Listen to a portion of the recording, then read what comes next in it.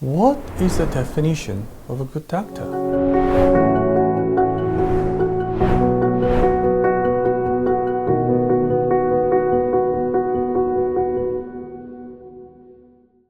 So, after those fellowship and everything, what's the focus of your practice? Thankfully, I'm considered one of the high-volume implanters now in Egypt, maybe in the region. I'm trying to establish now a center of excellence, which I wish to do, a world-class center of excellence where you could treat any kinds of cases, the most challenging cases that need special expertise and special instruments, and not just treat patients, but educate at the same time. I'd love to have an academy for other surgeons to learn and to propagate what you learn to others, and because this, at the end of the day, this is what makes it all worthwhile at the end. Let's say out of 100, how many people, men especially, knows about this penile implant? Well, let's thank social media, because the power of social media, nowadays everyone knows about it. And by the way, our Egyptian fellow patients, and maybe Arabic patients, are very, very particular when it comes to treatment of sexual dysfunction. You find the patient aware of the doctors, of the techniques, even the brands of the implants. So you have to be very meticulous, very careful when you counsel your patient, because you're dealing with a well-educated patient about his problem now. I have to say we still have a long way. That's why it's still our responsibility to raise the awareness, and but it's way better than before. But if you would say, I'd say maybe a little bit over 50%. Wow. But there's still a long way. In Egypt, when you do the practice, how many men gets a malleable versus inflatable? Well, that's a pretty good question. When you come to compare, 70% malleable versus 30% inflatable. How come? I mean, patient satisfaction rate is uncomparable. Higher, it's above 96 compared to 91. Yeah. There's a huge difference, but I think there are two main reasons for that. We have a lot of people doing the malleable, a lot of surgeons that are used to doing the malleable, and maybe that gives an impression that the malleable is better. Because I know we're dealing with a very confidential specialty, but at the same time, there is room for word of mouth. So the more malleables, the more that it's spread out, that malleables might be better. So that might be a point.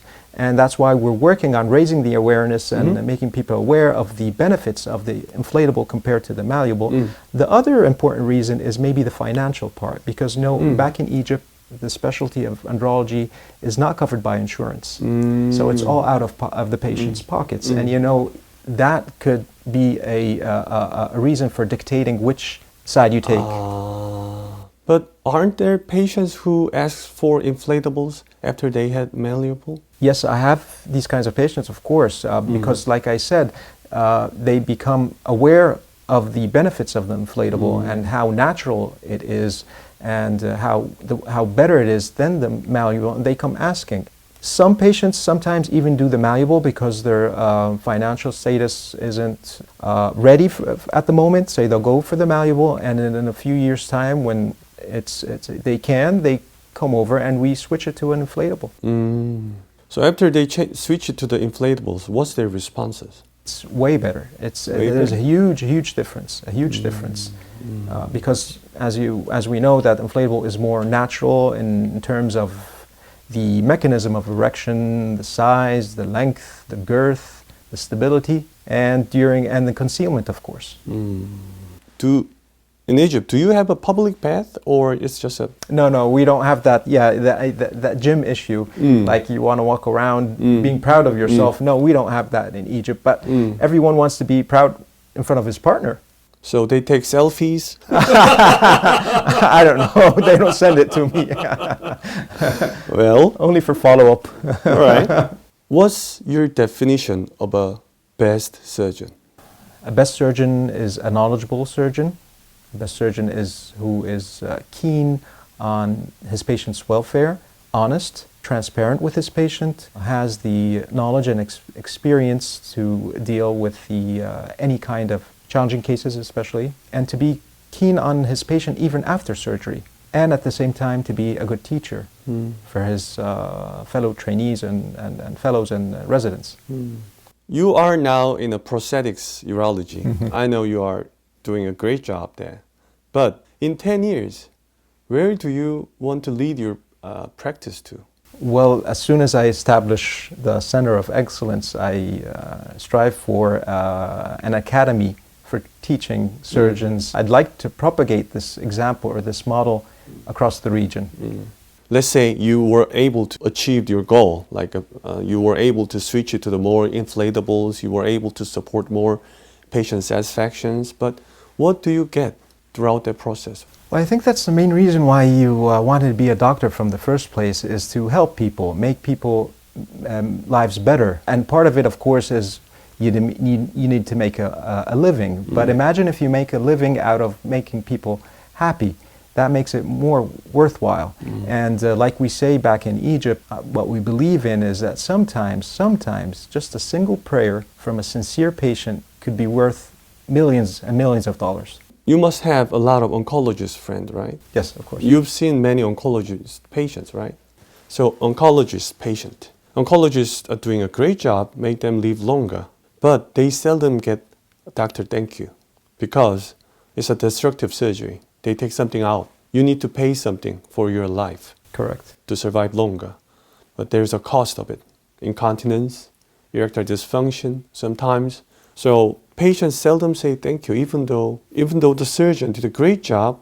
I saw many oncologist friends at the beginning. They were really great guys. They're full of life. They're very, enjoyable. They're always happy, most of the cases, because they become oncologists. But after 10 years, now almost it's 10 or more years with me, they somehow became different person. They're more pessimistic. If you go to the oncology conferences, they always fight each other. I'm right, you are not right, I'm doing the best. No, I'm doing the best, something like that happens. But if you come to the andrology conference, like a SMSNA, like this time, have you ever seen something like that? No, we're all happy around here. Yeah, generally we are all happy, right? We're all friends. Chill out and happy. Yeah. Maybe that kind of personality led us to this field. Correct. But at the same time, I think patient response, how patients' feedback, is the reason why we became what we are now. So do you think it affected your life other than your practice? Well, you have a point there, but it's the totally opposite in our case, I think, because like you said, oncologists take something out. You're losing something to extend your lifespan. On the contrary, you're providing something that was missing. For example, if a couple lost their intimacy because of sexual dysfunction, you provide that. If a couple is trying hard to get a baby, you help them get a baby. So it's the opposite. That's why they're happier. An oncologist is a different story. He's not improving lives, he's maybe extending lives, increasing the survival rates. So I know that hearing the word thank you will never be compared to how much we hear the word thank you, because we improve lives, we make people happier, we make couples happier. So that's why there's a huge difference in the patient's perspective to the service you're providing. Some may think us as a cover-up guys, like a cosmetic surgery, One man or woman had a traffic accident, there's some, scars over here. Then cosmetic, surgeons, they make it better somehow. I, time to time, think maybe prosthetic urologists, what we do is the similar jobs.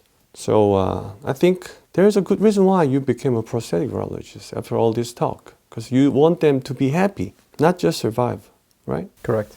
So, Ahmed, what do you do in your free time, let's say? When you have a weekends or something like that, what do you do? I know you're very, very busy with your practice. Well, like you just said, I think you could relate to that we don't have that much of free time. Even back in Egypt, the lifestyle in Egypt. And as a weekend, I only have one day as a weekend, which is on Friday. Yeah. But during my free time, like I said, I love handcrafting, so I like to fix things around the house. Fix things? Yeah. I have a list of things that have to be fixed during the week, and I wait for the weekend. They even call me the handy guy among our family whenever I'm visiting here or there. Ahmed, can you check out this? Can you check out that? So yeah, I invest in a good toolkit at home. So, do you like to cook as well? Well, cooking is a good combination between experimenting and handcrafting as well. Well, yeah, I'm not that much, but I like to grill. They like what I make at home, but to love or like cooking doesn't necessarily mean that you're a good cook. Do you like to drive? I like to drive, but maybe not in Egypt. But I do, yeah. When you are on someone's car, do you prefer to drive or do you prefer to sit not driving? No, I prefer to drive, honestly. Yeah. Because when I'm sitting next to him, I'm practically driving, but in another sense, I have no control. So cooking, driving, handcrafting, all three of this has a common aspect. You want to sit in the driver's seat.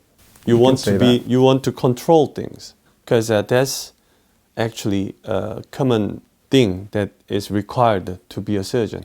As a surgeon, we always sit in the driver's seat. When you do the surgery, right, you can't really sit back and relax. No, you're the number one responsible. Yeah. You are the guy who should rule the scene. And you know what happens if you lost your control during the surgery. So I think it's just a characteristics. I interviewed other surgeons, other great surgeons before. Every time I go to their house. They're almost always a great cook. And they always love driving, not sitting in the other seat. And most of case, they are very good at their handcrafting. So that's the reason why I was asking you. I wanted to see why they always love to do the cooking, driving, or handcrafting. It turns out that our personalities are more of be in control rather than chill out. Why the teaching and the attending, joining, coming to the meeting like this is important to you? Why? Well, attending a meeting like this, the Sexual Medicine Society of North America's meeting is one of maybe most important meeting when it comes to the field of sexual medicine.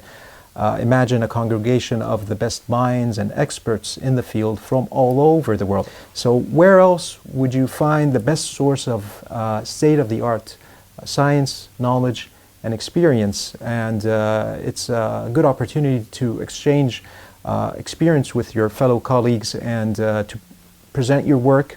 And it's even sometimes at the beginning of multi-institutional projects that could lead to the highest quality of science as a byproduct at the end. And then when you speak about teaching, I think that teaching is very crucial for any surgeon, any physician teaching, because when you teach, you have to stop, pause, analyze your steps. We as surgeons, as you once said, sometimes become blind because we keep doing our surgeries day after day. But when you teach, you have to analyze your steps. You have to explain why you do them to your residents or your junior surgeons. And sometimes questions come up and make you think about it. And then is when you improve and when you change a tweak here and there. Even your trainee or the person you're teaching can come up with questions, and he's looking to your surgeries with a different perspective, with a different thinking, with a different mind. So I think it's a symbiotic relationship, like you mentioned before, between the surgeon, or between the teacher and the trainer and the trainee.